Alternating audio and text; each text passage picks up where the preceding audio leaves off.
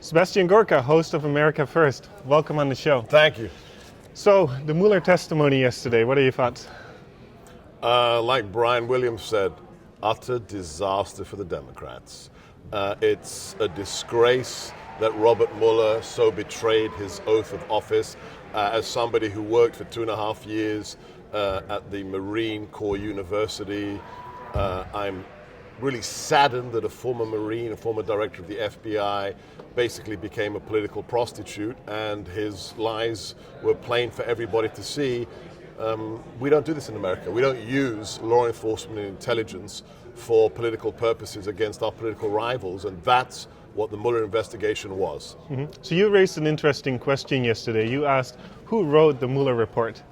Can you comment on that? Weissman, it's clear. I mean, look at the testimony. They were asking him simple questions regarding Fusion GPS, the progenitor of the opposition research dossier that was used to obtain illegal FISA warrants against the Trump campaign. And he doesn't know, and constantly he's saying, oh, could you tell me what page that's on? This is a man, a doddering old man, past his sell-by date, who made a political decision to provide top cover as a quote-unquote Republican to a band of Hillary donors, Hillary lawyers, and Weissman, his deputy, who was with Hillary in New York the night of the election, expecting to celebrate with her. It was a travesty, and it's clear the person who learned the most about the Mueller report yesterday was Robert Mueller.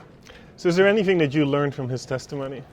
Well, beyond the fact that this is a sham, I think the key thing is that he made reference again and again and again. It looked like a dodge when the Republicans were asking very trenchant questions about issues such as, where did this all begin? It's clear that this did not begin. The investigation did not begin when Robert Mueller said it began. And also it's clear, thank the good Lord, that AG Barr and his Connecticut U.S. attorney are currently investigating all the most disturbing facets of the Russia hoax. That is clear because there's so many times when Mueller said, oh, I can't answer that because of ongoing investigations. So just so we're all clear, when did Mueller say that it started? I think he said yesterday, what did he say? He said June 16. I think the official line has been July 2016. Yeah, summer 16. But if you listen to Devin Nunes' line of questioning and others, it's clear they can't talk about it in the open, but they have access to information that demonstrates that that's patently not true. Yeah, there have been reports that UK intelligence as early as 2015. So this is the massive. This is the huge story. So there's two parts of the whole Russia hoax that we have to focus on now, and my dear hope is that this is what the Attorney General is doing right now. So there's two aspects. Number one, the massive scandal of unmasking. Yes, Carter Page, Mike Flynn, FISA warrants is a huge travesty. But when you have hundreds, literally hundreds of US nationals being unmasked for political purposes, sometimes by Obama's United Nations ambassador, who isn't even part of the intelligence community, that's going to make a lot of Americans furious. So unmasking, number one. Number two, the real origins and Brennan and Clapper's culpability as CIA director and director of national intelligence. It is clear. If you listen to Dan Bongino's amazing analysis, he did a 20-minute video at one of the Horowitz Restoration Weekend conferences.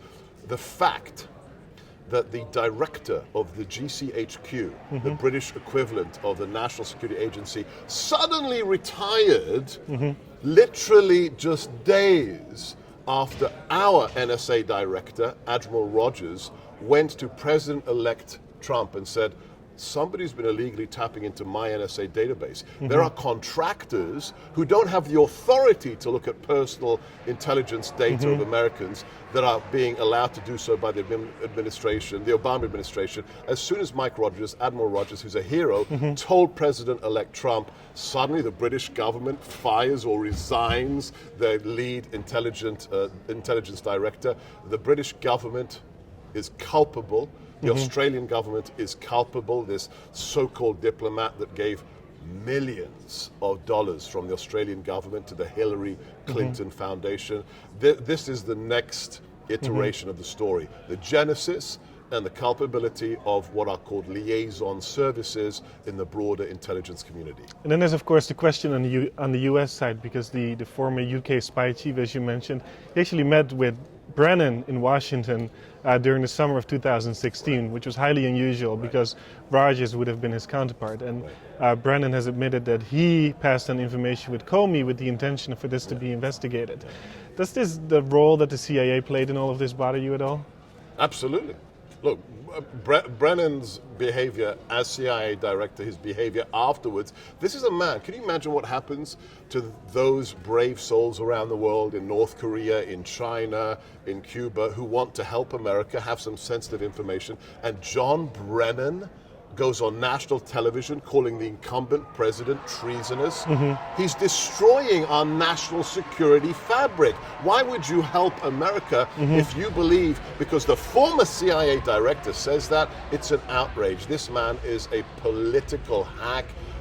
His role in forcing or cajoling the FBI and Comey to begin a counterintelligence investigation, his role with the UK and Australia, that's what we need answers for. How about President Obama? We know very little about what his involvement was. What are some of the questions that you would like to see answered? Well, to quote a certain time in history, what did he know and when did he know it? I think others have said it better than I have. I love the work of Joe DeGenova and others. There is no way on God's earth that the Obama administration, at the level of director of the CIA, NSA, and FBI, initiated political espionage operations on the Republican Party and their candidate without the White House knowing and without the president knowing. And we have the stroke and page text, which says Obama wants to know everything, the White House wants briefings. So it's absolutely, it is in the realm of fantasy that President Obama did not know about the illegal espionage on the Republican Party and Donald Trump. So the thing that's on a lot of people's minds is, will there be accountability? How hopeful are you? Bill Barr has nothing to prove. When he was nominated, I asked a friend of mine who'd worked with him in the DOJ when he was AG previously, a man who I trust implicitly, and he said, Bill Barr is very quiet, but he is a knife fighter, and he is exactly the person you want to get to the bottom. You can watch his testimony. Watch his first testimony on Capitol Hill and his second testimony, and you see a man who is very quietly but deeply enraged by what has been done to justice and to the intelligence community. And the most important line in that first hearing was when somebody asked him, so are you concerned about what the FBI did under the Obama administration? And he said, oh, I'm concerned about what the whole intelligence community did. That's an indication that he will get to the bottom of what Brennan did at CIA, what Clapper did at DNI, what the NSA was being exploited, in the ways it was being exploited. So I know everybody's impatient, but I have faith in Barr and the Connecticut U.S. Attorney. Okay, so we're at Turning Point USA here. You just gave a speech. I think it was very well received by the students. You talked about communism and socialism. Yeah. What was the main message you gave them? The threat is real.